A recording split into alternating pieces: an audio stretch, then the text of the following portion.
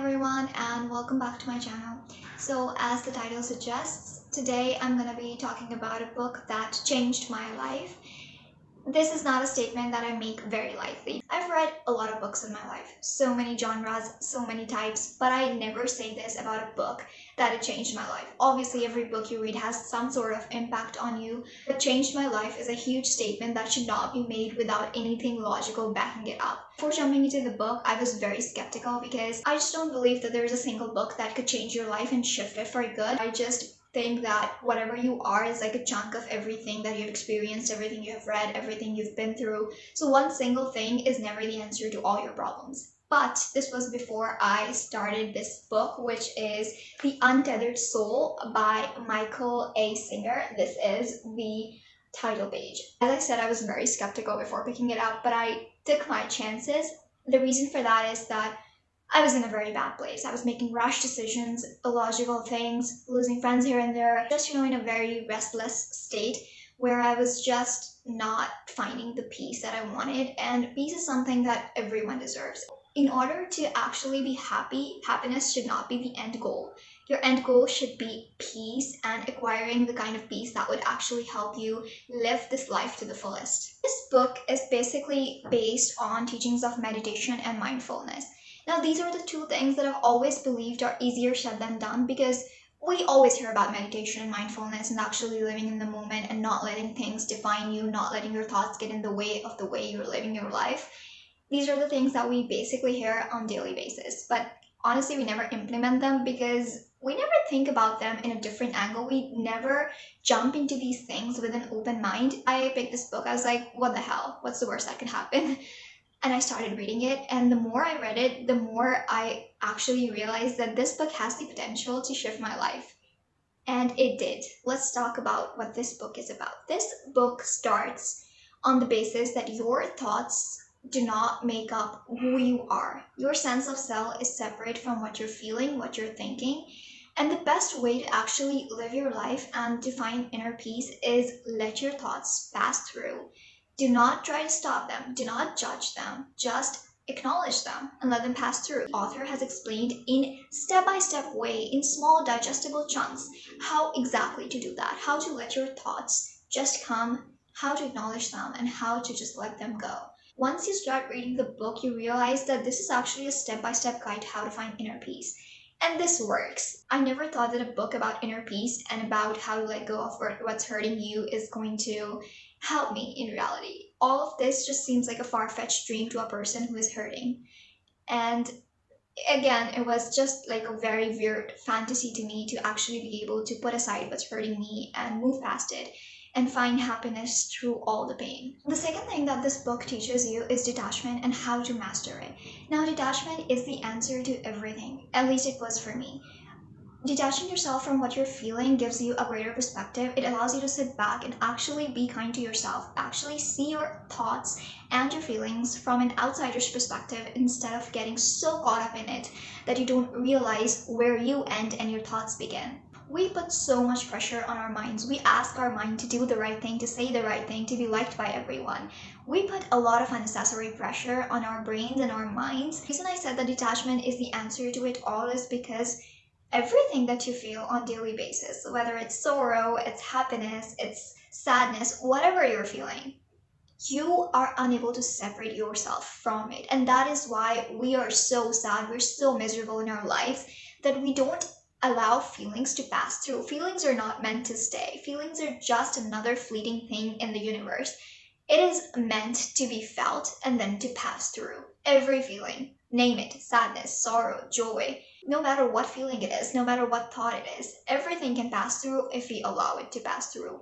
This is the basic principle of detachment, and once you have detached yourself from what you're feeling, trust me, nothing and no one can stop you from finding the peace that is within yourself. Before, I mentioned that happiness should not be the end goal. Peace should be. The third thing that this book talks about is that there is stored hurt and misery inside of us. And instead of actually trying to heal what's hurting inside of us, what we do is we try to change the outside world. We try to rearrange it. We try to change people's behavior. We try to predict their behavior.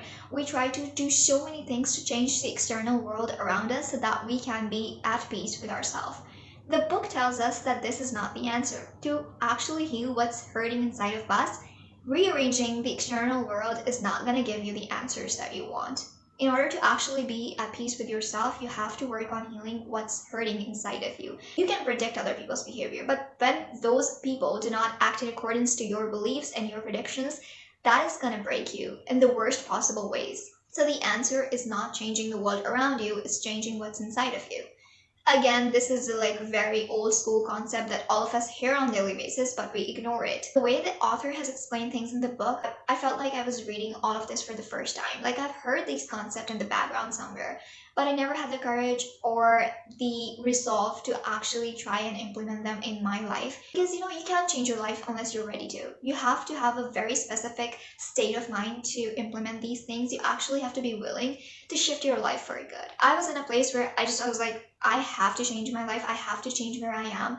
Otherwise, it's gonna make me miserable for the rest of my life. And that is the state of mind which is needed in order for these things to work. Like letting go, finding inner peace, finding happiness, success, and all of these things.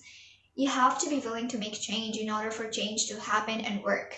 Fourth thing the author has talked about is that all of our experiences, all of the things that we've been through, everything we have experienced from childhood to the age that we are at now, we have stored a lot of it inside. Some of the experiences, they come and pass through. Some of the experience, they stay inside of us because we don't let them pass. Once we do that, they're gonna come out in very ugly ways. Someone said something hurtful to you 2 years ago. You didn't let it pass through. You did not detach yourself from what you were feeling at that point. So it stayed inside of you. And every time someone raised your voice at you or talked to you in a similar manner, that hurt is gonna come up and it's gonna make your life miserable. This is one thing that author has explained in very small digestible chunks, how to let go of the things that you have stored inside of you, because a lot of us have done this. Our experiences are supposed to come, teach you something, and then go. They're not supposed to create a blockage inside of you. So I am going to read a small paragraph from the book, which I really liked, and I think it would give you a good idea of the author's writing as well. So here is the thing that I was talking about, changing the outside world just to appease your inner self. The author has written this in the following words. You think that if you change things outside, it will be okay. But nobody has ever truly become okay by changing things outside. There's always the next problem. The only real solution is to take seat of witness consciousness and completely change your frame of reference. So what the author means by changing your frame of reference is that we are victimizing ourselves for no reason. What we have to do is we have to detach ourselves from the thoughts and the feelings and be conscious of them. We have to be aware that we're conscious of these feelings, but we're not part of it, because feelings are fleeting things. They're gonna come and go. There is no stopping them, there's no holding on to them, because that's gonna make us miserable. So what we have to do instead is change our frame of reference. Instead of experiencing these things, we have to take the seat of consciousness and observe them. That is the basic principle of meditation. That is what many spiritual leaders have taught as well. And this is backed by science. So this is not some voodoo shit that magicians teach. It's something that science also agrees with. There have been a lot of researches on meditation and mindful practices, and these work. They have scientific basis. That is why people actually manage to find inner peace. There have been a lot of documentaries on that. I have listened to many podcasts on this topic.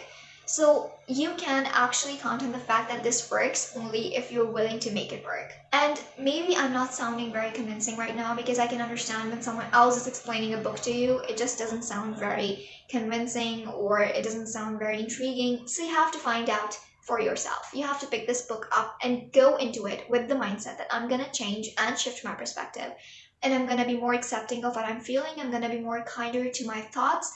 And once you actually jump into the book with that mindset, you can count on it to change your life, because it did mine. I'm not even kidding. I'm not even saying this sentence lightly, because I know what change your life actually entails, and it's not a very light thing to say.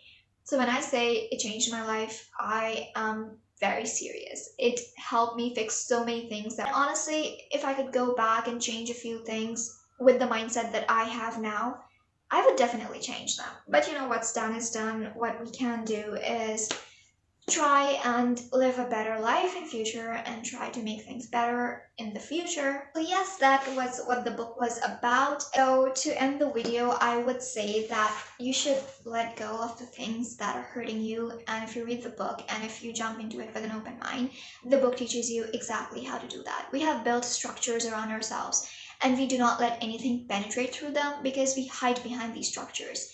And we never let our consciousness actually expand and actually experience things that it should be experiencing. And we are not supposed to live like that. Human beings are complex beings. We're supposed to be free and we enslave our own selves. I would definitely like for you guys to read this book, and I would really, really love to hear about it if you ever manage to pick it up, because I hope the way it changed my life, it could change your life too. So yeah, that's all. You guys take care of yourself. I hope you learned something from the video as well. And see you guys. Bye.